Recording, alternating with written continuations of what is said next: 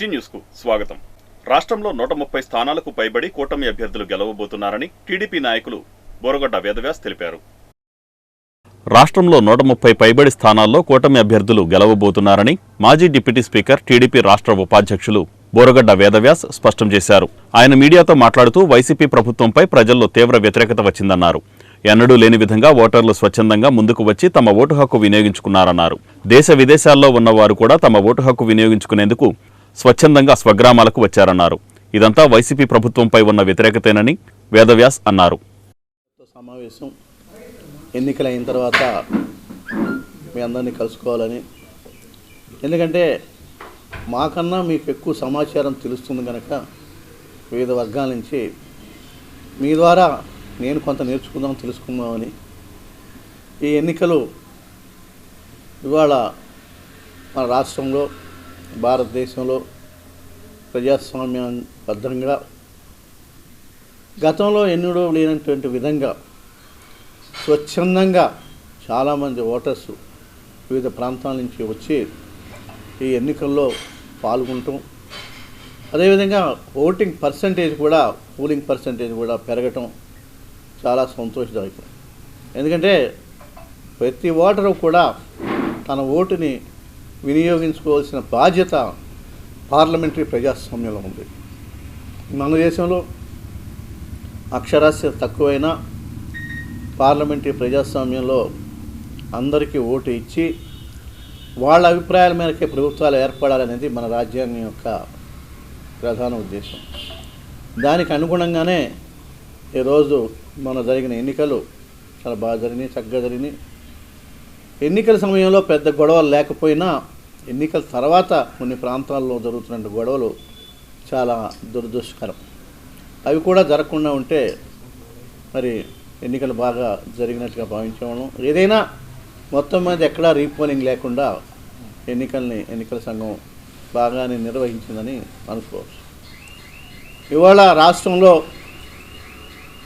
ప్రజలు సంక్రాంతికి ఏ విధంగా వస్తారో హైదరాబాద్ నుంచి అంతకన్నా రెట్టింపు ఉత్సాహంతో, కసితో రెండింతలు ఎక్కువ మంది హైదరాబాద్ కానీ, మెడ్రాస్ కానీ, బెంగళూరు కానీ, మరి వైజాగ్ నుంచి ఈ జిల్లాలకు కానీ, అట్లాగే ఇతర బాంబే నుంచి కానీ, ఇతర దేశాల్లో ఉన్నటువంటి ఎన్ఆర్ఐలు కూడా చాలామంది బాగా వచ్చి ఏమైనా సరే ఈ ఎన్నికల్లో మేము ఓటు వేయాలి అనేటువంటి మరి ఖచ్చితమైన అభిప్రాయంతో వచ్చి కసిగా ఓటేశారు. ఈ కసిగా ఓటేయటానికి కారణం ఇప్పుడు ఉన్నటువంటి ప్రభుత్వం మారాలి, ఈ ప్రభుత్వం వల్ల ఈ రాష్ట్రం అభివృద్ధి చెందలేదు, మనకి సరైన రాజధాని లేదు, హైదరాబాద్ చూస్తుంటే మనకి బాధ వేస్తుంది, ఆ విధమైన రాజధాని మనం ఎప్పుడు కట్టుకుంటామని అనేటువంటి బాధతో కూడా చాలామంది వచ్చి ఇవాళ కసిగా ఈ ప్రభుత్వాన్ని పారదోలటానికి కంకణం కట్టుకొని ఇవాళ కూటమి ప్రభుత్వానికి మరి వచ్చిన వాళ్ళల్లో 95% కూటమికి ఓటేశారు. చాలా సంతోషదాయకం. ప్రజలు కూడా అన్ని వర్గాలు కూడా ఇవాళ ప్రభుత్వం మారాలనేటువంటి రైతులు కానివ్వండి, ఎంప్లాయీస్ కానివ్వండి, చదువుకున్న వాళ్ళు కానివ్వండి, ఎవరైనా కానీ ఆఖరికి పథకాలు తీసుకుంటున్న వాళ్ళు కూడా మా డబ్బు మాకు ఇస్తున్నారు తప్పితే ఏం ఎక్కడో ఎవరి సొంత డబ్బు ఇవ్వటం లేదు కనుక ఇవాళ అభివృద్ధి కూడా జరగాలి కనుక అభివృద్ధి జరగలేదు కనుక ఒక పోలవరం కానీ, ఒక రాజధాని కానీ ఇటువంటి ఎక్కడ మరి 5 సంవత్సరాల్లో ఒక అడుగు కూడా ముందుకు వేయలేదు కనుక అభివృద్ధి జరగాలంటే కూటమి ప్రభుత్వమే ముందుకు రావాలి, ఈ ఎన్నికల్లో గెలవాలి, చంద్రబాబు నాయుడు గారి నాయకత్వంలో ఈ రాష్ట్రం మళ్ళీ ముందుకు వెళ్ళాలి, మోడీ గారి సహకారంతో ఈ రాష్ట్రం అభివృద్ధి చెందాలి, పవన్ కళ్యాణ్ గారి సహకారంతో మరి కూటమి ప్రభుత్వం మంచి పరిపాలన అందించాలి అనేటువంటి ఉద్దేశంతో ఇవాళ మరి రాష్ట్ర ప్రజలందరూ కూడా కూటమికి మంచి మెజారిటీ ఇవ్వాలనే ఉద్దేశంతో నాకు తెలిసి 130 సీట్లకి ఎక్కడా తగ్గకుండా ఇంకా పైనే పెంచే వస్తాయని చెప్పి నేను అనుకుంటున్నాను. ఎందుకంటే ఆ విధమైనటువంటి మరి పోలింగ్ సరళం చూస్తుంటే ఆ విధంగా ఇవాళ రాష్ట్రం మొత్తం కూడా ఆ విధంగా రాయలసీమ కానీ, ఉత్తరాంధ్ర కానీ, మన సర్కారు ఈ జిల్లాలు కానీ ఇవన్నీ కూడా మరి ఆ విధంగా. టీడీపీ జిల్లా అధ్యక్షులు మాజీ ఎంపీ కొనకళ్ళ నారాయణరావు అస్వస్థతకు గురయ్యారు. టీడీపీ జిల్లా అధ్యక్షులు మాజీ ఎంపీ కొనకళ్ళ నారాయణరావు అస్వస్థతకు గురయ్యారు. తెల్లవారుజామున ఆయన హార్ట్ స్ట్రోక్ రావడంతో స్థానిక ప్రైవేట్ ఆసుపత్రికి ఆయనను తరలించారు. ప్రథమ చికిత్స అనంతరం మెరుగైన వైద్యం కోసం కొనకళ్ల నారాయణరావును విజయవాడ రమేష్ ఆసుపత్రికి వైద్యులు తరలించారు. ప్రస్తుతం ఆయన ఆరోగ్య పరిస్థితి నిలకడగా ఉందని వైద్యులు ధృవీకరించారు. గతంలో తెలంగాణ, ఆంధ్ర విభజన సమయంలో ఢిల్లీలోని పార్లమెంట్లో మొదటిసారిగా ఆయనకు గుండెపోటు రావడంతో ఇది రెండోసారిగా వైద్యులు పేర్కొంటున్నారు. కొనకళ్ల నారాయణరావుకు అస్వస్థత అని తెలియగానే జిల్లాలోని టీడీపీ, జనసేన, బీజేపీ నాయకులు రమేష్ హాస్పిటల్కు చేరుకున్నారు. మాజీ మంత్రి కొల్లు రవీంద్ర, ఎంపీ వల్లభనేని బాలశౌరి, పార్టీ నాయకులు బోడే ప్రసాద్, కాగిత కృష్ణప్రసాద్ తదితరులు కొనకళ్లను పరామర్శించారు. నేటి నుంచి టీబీ నివారణ టీకా పంపిణీ కార్యక్రమం ప్రారంభించినట్లు డిఎంహెచ్ఓ డాక్టర్ గీతాబాయ్ తెలిపారు. నేటి నుంచి టీబీ నివారణ టీకా పంపిణీ కార్యక్రమం ప్రారంభించినట్లు డిఎంహెచ్ఓ డాక్టర్ గీతాబాయ్ తెలిపారు.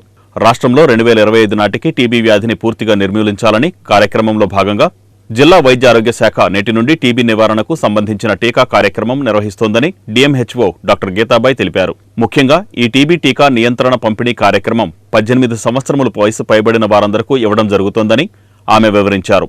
ఇది ముఖ్యంగా 18 సంవత్సరాల పైబడి గత 5 సంవత్సరముల క్రితం టీబీకి సంబంధించిన మందులు వాడిన వారికి, టీబీ వ్యాధిగ్రస్తులతో నివాసం ఉన్నవారికి, 60 సంవత్సరములు పైబడిన వారికి, షుగర్ వ్యాధిగ్రస్తులకు, పొగ త్రాగే వారికి మరియు బాడీ మాస్ ఇండెక్స్ 18 కంటే తక్కువ ఉన్నవారికి ఈ టీకాలు ఇవ్వడం జరుగుతుందన్నారు. అదేవిధంగా బాలింతలకు, పాలిచ్చు తల్లులకు, ప్రస్తుతం టీబీ మందులు వాడుతున్న వారికి, హెచ్ఐవి వ్యాధిగ్రస్తులకు, కిడ్నీ వ్యాధిగ్రస్తులకు, క్యాన్సర్ వ్యాధిగ్రస్తులకు, డయాలసిస్ వ్యాధిగ్రస్తులకు ఈ టీకాను ఇవ్వడం జరగదన్నారు.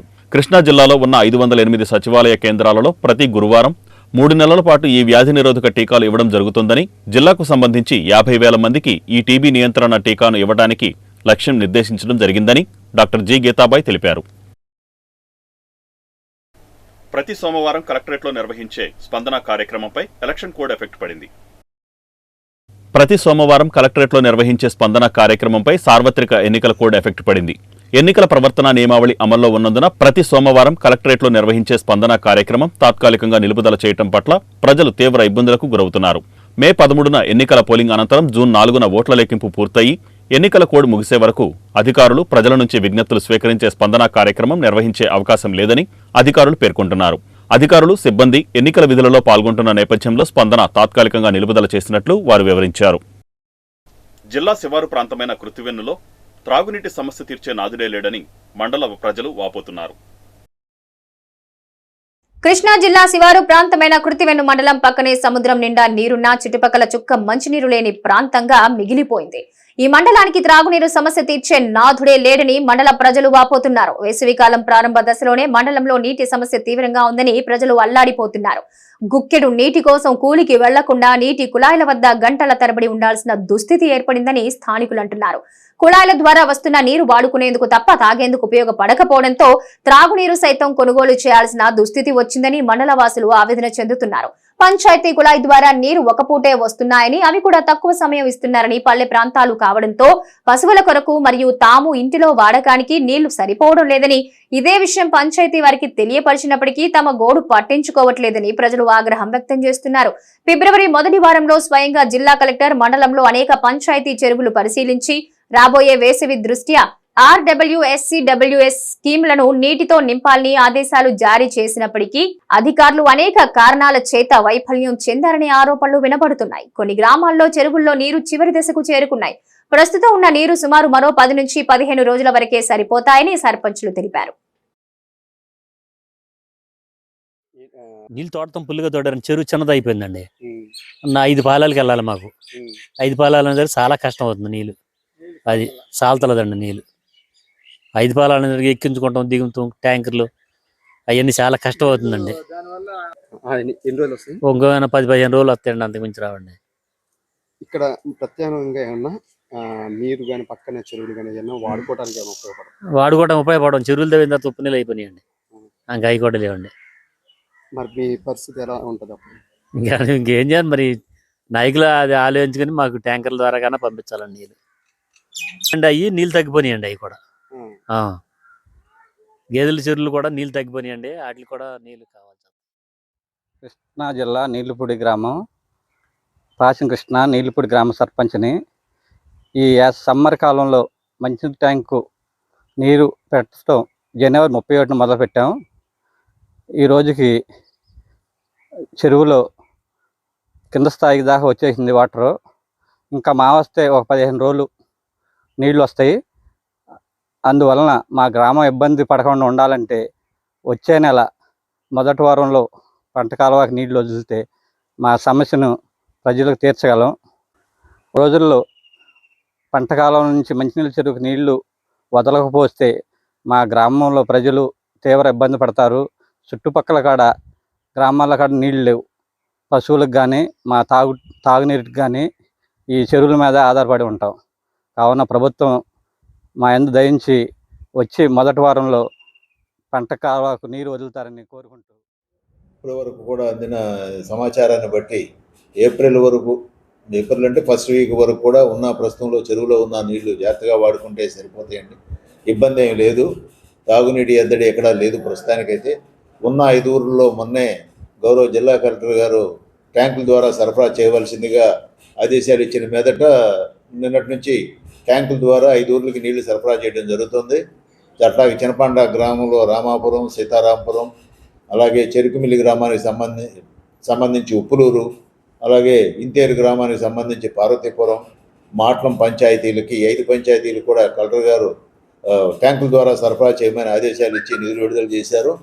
దానికి ఆ ఊర్లో నిన్న నుంచి ట్యాంకుల ద్వారా నీళ్లు సరఫరా చేయడం జరుగుతుంది.